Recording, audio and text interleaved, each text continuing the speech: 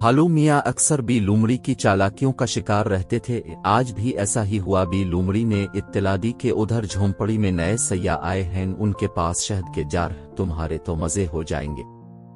वो बेचारा लालच में इस तरफ निकल गया जिस तरफ का लूमड़ी ने बताया था, लेकिन कुछ दूर जाकर उसे अंदाजा हुआ वो फिर उसकी चाल में आ गया है, क्योंकि दूर दूर तक किसी झोंपड़ी का नाम और निशान तक न था। इसके पांव भी जख्मी हुए क्योंकि रास्ते में कांटे थे।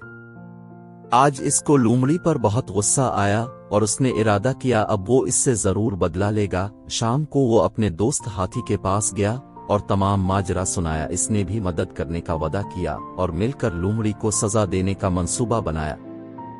जंगल में हर रोज किसी न किसी जानवर को बादशाह शेर के हुक्म के मुताबिक ड्यूटी देना होती थी। वो अपने मुकर्ररा दिन पहरा देता और अमन व अमान कायम रखता। वो दिन आ गया जिस दिन भी लूमड़ी की ड्यूटी थी। मंसूबे के मुताबिक भालू उसके पास गया और कहने लगा, बी लूमड़ी, वजीर उल्लू ने आपको जल्दी बुलाया है, आप हमारे साथ चलेंगे। हाथी ने भी यही अल्फाज दोहराए और बताया कि बादशाह सलामत भी वही है, मेरी तो आज ड्यूटी है, मैं कैसे अपनी जगह छोड़ कर जाऊं।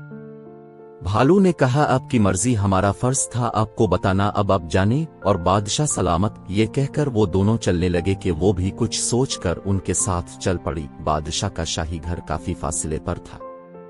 वो तीनों आगे पीछे जा रहे थे कि इतने में भालू को अपने बच्चे की आवाज आई और वो अभी आने का कहकर चला गया। हाथी भी प्यास का बहाना करके दूसरी तरफ मुड़ गया।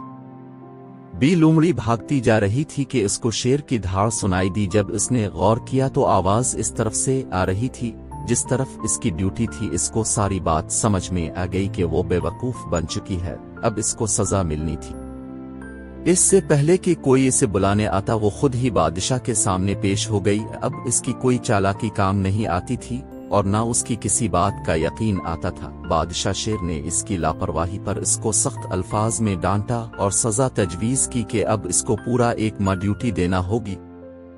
ये सुनकर भी लूमड़ी के होश अलिफाड़ गए। बादशाह के जाने के बाद भालू और हाथी दरख्त के पीछे से सामने आए और एक जबान होकर बोले, अब मजा आया कि दूसरों को तंग करने का अंजाम कितना बारा होता है।